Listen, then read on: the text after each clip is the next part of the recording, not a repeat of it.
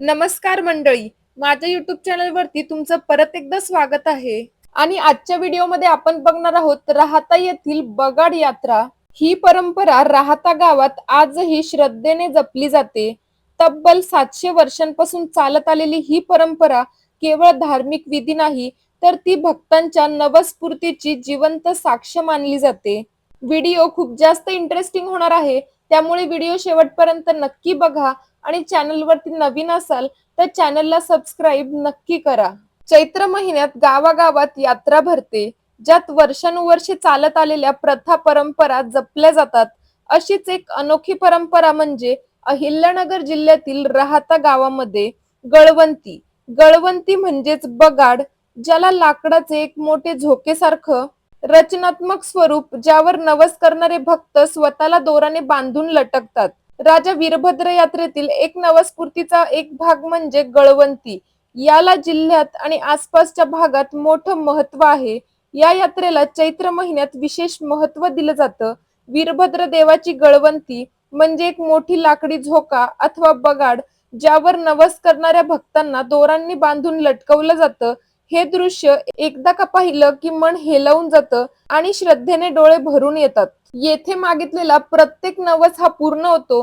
त्यामुळेच ग्रामदैवत वीरभद्र देवाच्या यात्रेत हजारो महिला, पुरुष आणि लहान मुले गळवंतीला लटकून आपले नवस फेडतात. आणि ही परंपरा आजही पूर्वी इतकीच प्रभावी आणि भक्तीने साजरी केली जाते.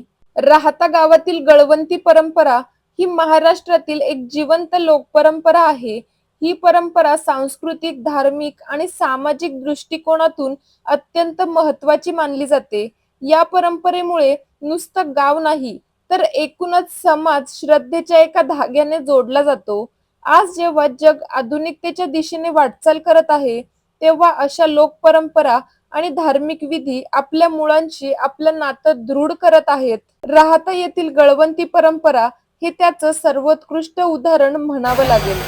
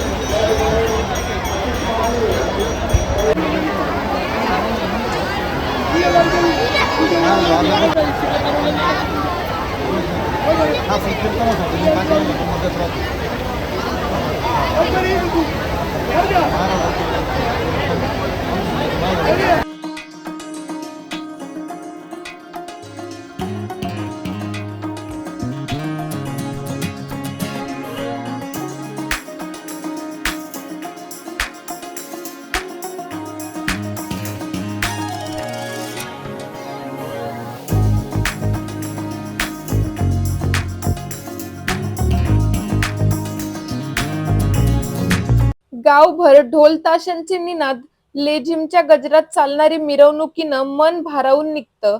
यात्रेच्या दिवशी संपूर्ण गाव भक्तिभावात न्याहाळलेला असतो. यात्रेत खाऊ गल्ली सजलेली असते. रेवडी, भेळ, जिलेबी घेण्यासाठी झुंबड पाहायला मिळते. गळवंती मिरवणुकीत गावागावातून आलेले लोक सहभागी होतात.